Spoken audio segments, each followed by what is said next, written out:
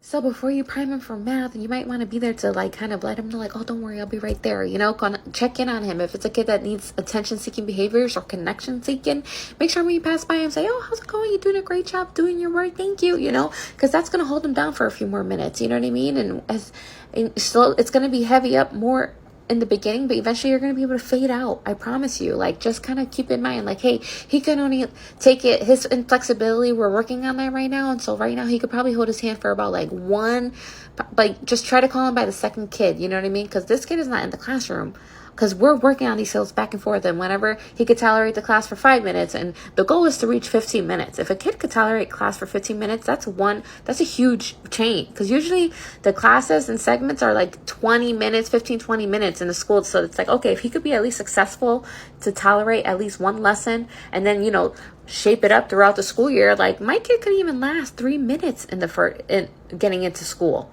Now by the time I left, he was barely in his learning room. He was in the main setting the whole time, because we had to shape it. It takes time.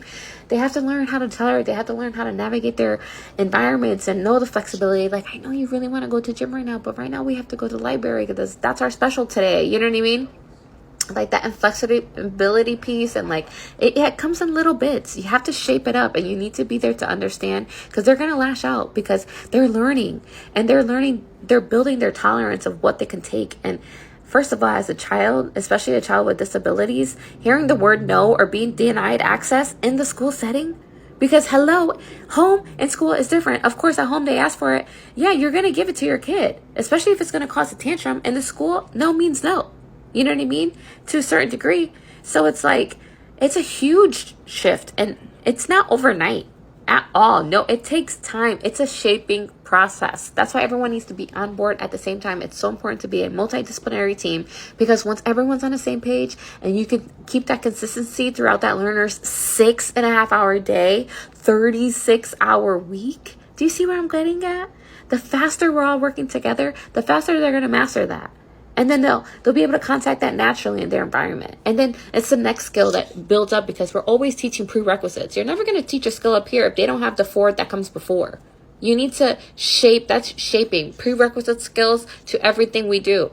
You don't just open up your laptop and start typing. No, you need to first learn how to open, or even know how to navigate a laptop. You see what I mean? And these are all skills that have been shaped throughout our learning history and life. I'm 32 years old. So I have 32 years of like learning and experience and exposure in life, like contingencies that I've contacted, that I now at 32 know how to navigate them when I contact them again, if I do.